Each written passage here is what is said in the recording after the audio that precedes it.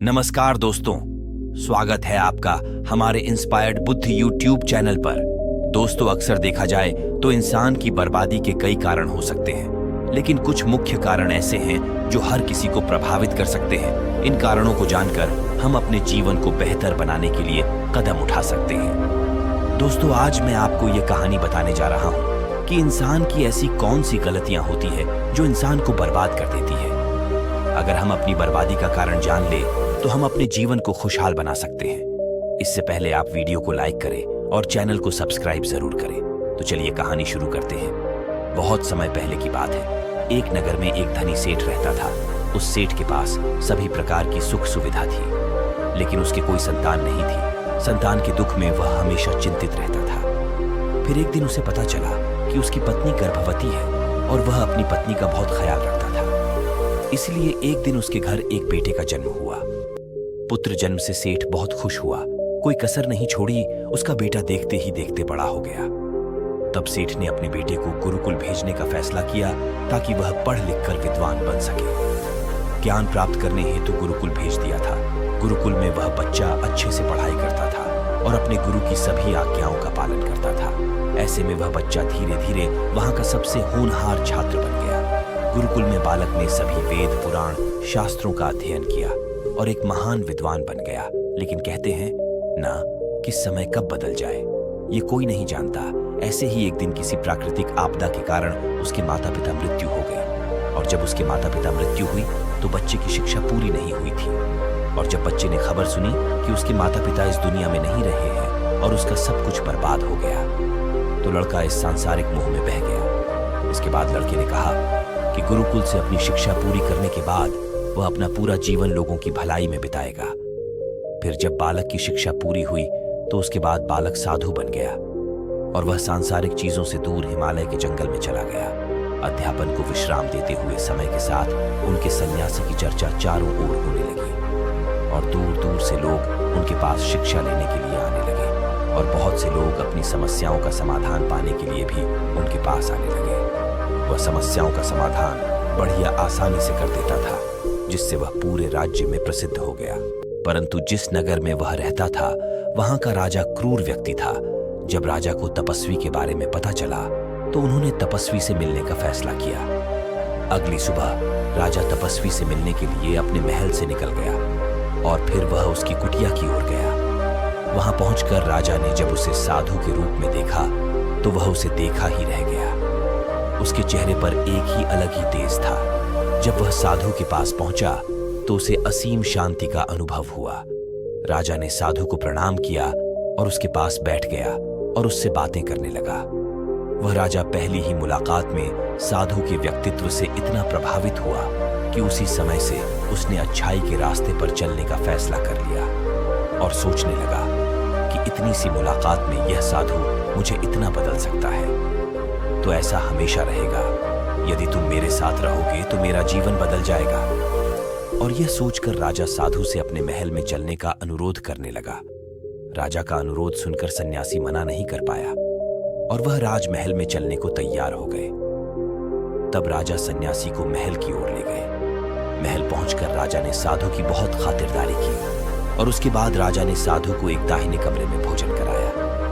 भोजन के समय साधु ने राजा को धन्यवाद दिया और राजा से जाने की अनुमति मांगी। यह सुनकर राजा ने कहा कि आप हमारे बाग में जब तक चाहे तब तक रह सकते हैं। आपको यहाँ किसी भी प्रकार की असुविधा नहीं होगी और आप यहाँ रहेंगे तो हमारे लोगों को भी अच्छा लगेगा और हमें भी अच्छा लगेगा। यह सुनकर साधु ने राजा का प्रस्ताव स्वीकार कर लिया। राजा के आदेश अनुसार सेवकों ने एक सुंदर कुटिया बनाई। उसके बाद साधु इस कुटिया में रहने लगा। राजा ने उसकी बहुत सेवा की, लेकिन कई वर्षों के बाद राजा और रानी को किसी जरूरी काम से दूसरे राज्य में जाना पड़ा। लेकिन उन्होंने साधु की सेवा के लिए एक सेवक नियुक्त कर दिया। लेकिन राजा के जानने के बाद वह सेवादार बीमार पड़ गया और अपने घर चले गए और कभी लौटकर वापस नहीं आया। तो तपस्वी को गुस्सा आ गया और उसने राजा को खूब खरी खोटी सुनाई और राजा से कहा कि जो जिम्मेदारी आप पूरी नहीं कर सकते वह जिम्मेदारी आप क्यों लेते हो। तब राजा ने तपस्वी से पूछा और कहा कि सन्यासी, क्या मुझसे कोई गलती हो गई है तो इसके लिए मैं आपसे क्षमा मांगता हूँ। कृपया मुझे क्षमा करें। और मेरा क्रोध शांत करें और बताइए कि क्या हुआ था। ये सुनकर साधु ने उससे कहा, तुम्हारे जाने के बाद मुझे यहाँ किसी ने भोजन नहीं दिया और मुझे कई दिनों तक कष्ट सहना पड़ा। यहाँ आकर मैं भूखा रहा और किसी ने मुझे मेरा हाल भी नहीं पूछा। यह सुनकर राजा ने तपस्वी से माफी मांगी और कहा कि आज के बाद ऐसी गलती नहीं होगी। फिर कुछ देर बाद मामला शांत हुआ जब राजा और तपस्वी के बीच बातचीत चलती रही थी। रानी भी छुपकर सुन रही थी यह सारी बातचीत। उसके बाद राजा ने उस तपस्वी से शिकायत का मौका नहीं दिया और उसकी खूब सेवा की। लेकिन कुछ दिनों के बाद राजा को फिर किसी जरूरी काम से अपने राज्य से बाहर जाना पड़ा। लेकिन इस बार राजा ने राज्य से बाहर जाने से पहले अपनी रानी से कहा कि जब तक मैं ना आऊं तब तक तुम स्वयं ही उस तपस्वी की देखभाल करोगी। यह सुनकर रानी बोली, हाँ महाराज, आप अवश्य जाइए, मैं सन्यासी महाराज की अच्छी देखभाल करूंगी। इसके बाद रानी प्रतिदिन भोजन बनाकर सन्यासी महाराज के पास भेजती थी। लेकिन एक दिन रानी स्नान करने चली गई और साधु को भोजन देना भूल गई। भोजन क्यों नहीं आया? इसके बाद साधु ने सोचा कि वह स्वयं महल में जाकर देखेगा कि अब तक भोजन क्यों नहीं आया। और फिर वह महल में पहुंच गया। जब वह महल के अंदर पहुंचा तो वहां उसकी नजर रानी पर पड़ी। रानी के लंबे लंबे काले केस जो कि उसकी कमर पर लहरा रहे थे, उसकी कजरारी आंखें जो देखने मात्र से ही घायल कर दे, उसकी हिरण्य जैसी चाल, रानी के इतने सुंदर रूप को देखकर सन्यासी चकित रह गया और रानी की सुंदरता सन्यासी के मन में भर गई और वह वहां से बिना कुछ कहे अपनी कुटिया में लौट आया।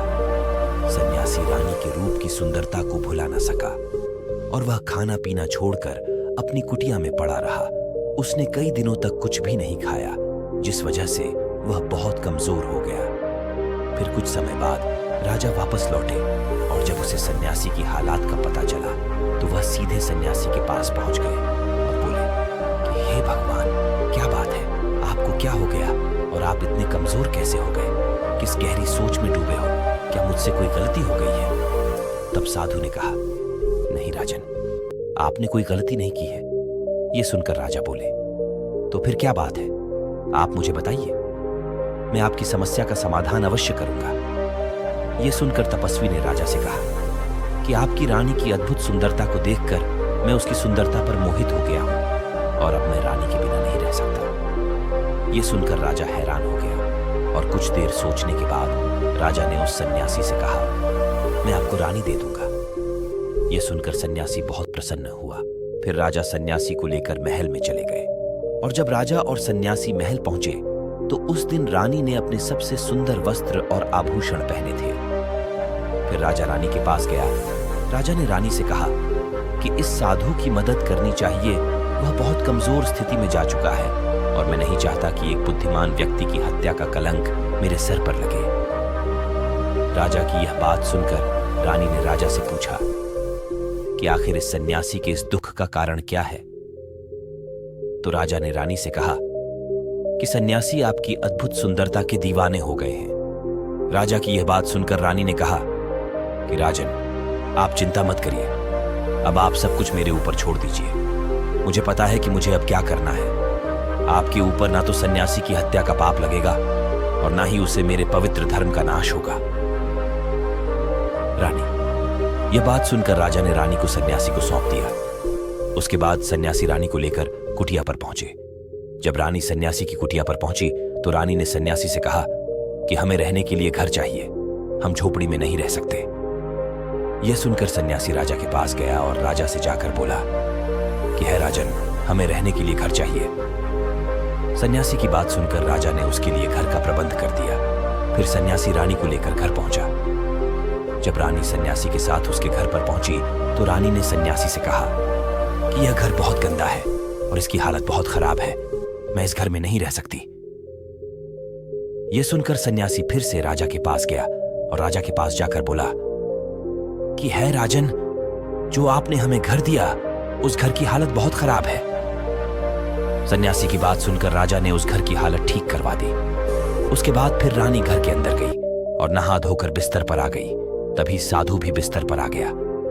फिर उसके बाद रानी ने साधु से कहा कि आप जानते हैं कि आप कौन हैं और क्या बन गए हैं? आप एक महान साधु थे जिनके लिए राजा स्वयं सभी आवश्यक चीज उपलब्ध कराते थे, जिनके पास दूर दूर से लोग ज्ञान प्राप्त करने आते थे, जो लोगों को सत्य का मार्ग दिखाते थे, जो लोगों की समस्या को समाधान करते थे, जिन्हें सभी लोग गुरु मानते थे, जिसे सब लोग भगवान मानकर पूजते थे। और आज आप वासना के कारण मेरे गुलाम हो गए हैं। रानी की यह बात सुनकर साधु को झटका लगा और उसे एहसास हुआ कि वह साधु है और यह सब क्या कर रहा है। वह यह सब सुख सुविधा छोड़कर शांति की तलाश में जंगलों में चला गया था। फिर वह साधु जोर जोर से रोने लगा और चिल्लाने लगा और रानी से कहने लगा कि मुझे क्षमा कीजिए महारानी, मैं यह क्या करने जा रहा था। मैं अभी आपको राजा को सौंप कर आता हूं। सन्यासी बात सुनकर रानी ने सन्यासी से प्रश्न किया कि साधु महाराज, मेरे मन में एक प्रश्न उठ रहा है, कृपया मेरे प्रश्न का उत्तर दीजिए। रानी की बात सुनकर सन्यासी ने कहा कि पूछो, तुम्हारा क्या प्रश्न है। फिर रानी ने कहा कि जब आपको उस दिन भोजन नहीं मिला तो आप बहुत क्रोधित तो हो गए। तब मैंने आपका यह रूप पहली बार देखा था और तभी से मैं आपके व्यवहार में परिवर्तन महसूस कर रही थी। ऐसा क्यों हुआ? साधु महाराज, आखिर आपको इतना क्रोध क्यों आया? रानी की बात सुनकर सन्यासी ने रानी को समझाया कि जब मैं जंगल में था तो मुझे समय पर भोजन नहीं मिलता था, लेकिन जब मैं महल में आया तो महल में आने के बाद मुझे सारी सुख सुविधा मिली और फिर मैं इन सभी सुख सुविधाओं के मोह में फंस गया और मुझे इसके प्रति लगाव उत्पन्न हो गया और फिर मुझे इसको अपनाने का लालच उत्पन्न हो गया और जब मुझे यह नहीं मिला तो मेरे अंदर क्रोध उत्पन्न हुआ। फिर सन्यास ने कहा कि महारानी, सच तो यह है कि अगर इच्छा पूरी नहीं हो तो क्रोध उत्पन्न होता है और अगर इच्छा पूरी हो जाए तो लालच बन जाता है। फिर सन्यासी ने रानी से कहा, यह इच्छा की पूर्ति मुझे वासना के द्वार तक लेकर आई और मैं आपके प्रति आकर्षित हो गया। इसके बाद वह सन्यासी रानी को लेकर राजा के पास गया और बोला, हे राजन, मुझे क्षमा कर दीजिए, मुझे अपनी गलती का एहसास हो गया। यह लो आपकी रानी, मुझे यह सब नहीं चाहिए। मैं अपनी इच्छा की वशीभूत होकर यह गलत कार्य करने जा रहा था और अपने जीवन को बर्बाद कर रहा था, लेकिन अब मुझे सब कुछ समझ आ गया है। उसके बाद उस सन्यासी ने राजा से कहा कि हे राजन, मनुष्य की बर्बादी का कारण उसकी 4 आदतें बनती हैं और दुनिया के हर एक व्यक्ति के अंदर यह 4 अवगुण होते हैं, लेकिन जो व्यक्ति इन पर नियंत्रण कर लेता है वह दुख और परेशानियों से बच जाता है। वही जो व्यक्ति इन 4 आदतों पर नियंत्रण नहीं कर पाता वह बर्बाद होने की कगार पर पहुंच जाता है। यह सुनकर राजा ने कहा कि महाराज, आप मुझे वह 4 रास्ते बताइए जिससे कि मनुष्य की बर्बादी हो जाती है। फिर सन्यासी ने राजा को मनुष्य को बर्बाद करने वाले आदतों के बारे में बताया कि हे राजन, मनुष्य को बर्बाद करने वाली पहली आदत है इच्छा, क्योंकि इच्छा ही दुनिया की हर एक व्यक्ति के अंदर सबसे पहला गुण होता है और जो व्यक्ति अपनी इच्छाओं को नियंत्रण में नहीं रख पाता वह जीवन के किसी भी क्षेत्र में सफल नहीं हो पाता है, क्योंकि जैसे ही उसकी एक इच्छा पूरी होती है वह दूसरी की ओर बढ़ने लगता है और दूसरी पूरी होती है तो तीसरी उसके मन में जागृत हो जाती है और फिर ऐसे करते करते इच्छाओं पर नियंत्रण न होने के कारण इसी जाल में उलझा रहता है और दुखी रहता है। इसलिए राजन, जब हम इच्छाओं पर नियंत्रण पा लेते हैं तो हम हमारे मन पर भी नियंत्रण कर लेते हैं और जब हमारा मन हमारे बस में होता है तो हमें सुख की प्राप्ति होती है। फिर जो हम चाहते हैं वही हमारे साथ होता है। फिर सन्यासी कहता है कि हे राजन, मनुष्य को बर्बाद करने वाली दूसरी आदत है वासना। वासना का जन्म हमारे मन में उठने वाली इच्छाओं से होता है। जिस प्रकार इच्छा का कोई अंत नहीं होता और मनुष्य वासना के जाल में फंसता ही चला जाता है। वासना के वशीभूत होकर मनुष्यों को कुछ भी नजर नहीं आता है। आज तक जितनी भी लड़ाइयां हुई है उनका सबसे बड़ा कारण स्त्री को पाने की इच्छा ही रही है। स्त्री के प्रेम में वशीभूत होकर राजा महाराजाओं ने आज से पहले बहुत सारे युद्ध किए हैं। कई राजा महाराजा तो युद्ध में इसलिए हार गए क्योंकि वह लोग स्त्रियों से रासलीला रचना में ही रह गए। ईश्वर ने तो स्त्री की उत्पत्ति इस संसार को बढ़ाने के लिए की है, लेकिन आजकल लोगों ने इसे अपनी वासना का शिकार बना लिया है, अपने मनोरंजन का साधन समझने लगे हैं और जब उन्हें अपना यह मनोरंजन नहीं मिलता तो वह पागल हो जाते हैं और न जाने क्या क्या कर बैठते हैं। इसलिए हे राजन, जितना हो सके उतना वासना से दूर रहना चाहिए। फिर सन्यासी कहता है कि हे राजन, मनुष्य को बर्बाद करने वाली तीसरी आदत है क्रोध। क्योंकि जब मनुष्य की वासना की पूर्ति नहीं होती तो उसके अंदर क्रोध उत्पन्न हो जाता है, और जब व्यक्ति को क्रोध आता है तो उस पर उसका नियंत्रण नहीं होता है और फिर वह क्रोध में आकर कहीं गलत निर्णय ले लेता है। वह दूसरों को भला बुरा कह देता है, गालियां निकाल देता है, और जब उनका क्रोध शांत होता है तो उन्हें अपनी गलती का एहसास हो जाता है। लेकिन तब तक तो सब कुछ बर्बाद हो चुका होता है। क्रोध के कारण मनुष्य के कहीं बने काम भी बिगड़ जाते हैं। जब मनुष्य के भीतर क्रोध उत्पन्न होता है तो वह अंदर से बहुत कमजोर हो जाता है, और यह कमजोर व्यक्ति कुछ भी नहीं कर सकता, उसे कभी भी सफलता हासिल नहीं हो सकती है। क्रोध हमारे भीतर तनाव को उत्पन्न करता है, और अगर एक बार तनाव में चले गए तो हमारा पूरा जीवन बर्बाद हो जाता है। फिर सन्यासी कहता है, हे राजन, मनुष्य को बर्बाद करने वाली चौथी आदत है लालच। हे राजन, लालच का फल सदैव बुरा होता है।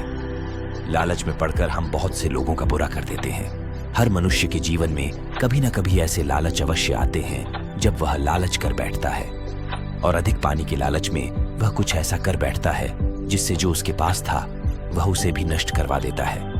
क्योंकि जैसे ही व्यक्ति की एक इच्छा पूरी होती है उसका लालच बढ़ जाता है और उसके मन में कई बुरी आदतें जन्म ले लेती है। जो व्यक्ति लालच करता है वह कामयाबी से कोसों दूर रहता है, क्योंकि एक न एक दिन लालच का दुश्मन सामने आता ही है। अगर हम समय रहते ही लालच को त्याग दे और उसके जाल में न फंसे तो हम एक सफल व्यक्ति अवश्य बन सकते हैं। फिर अंत में सन्यासी राजा से कहता है कि हे राजन, अगर मनुष्य चारों आदतों को छोड़ देता है तो उसे जीवन में सफल होने से कोई नहीं रोक सकता, और जो इन आदतों को नहीं छोड़ता उसे जीवन में बर्बाद होने से कोई नहीं रोक सकता है। मैं एक सन्यासी होकर इसके जाल फंस गया था, तो सामान्यतः मनुष्य तो इससे बच नहीं सकता है। इसलिए हे राजन, मनुष्य को इन आदतों से हमेशा बचना चाहिए। इतना कहकर सन्यासी अपनी कुटिया की ओर चल पड़े।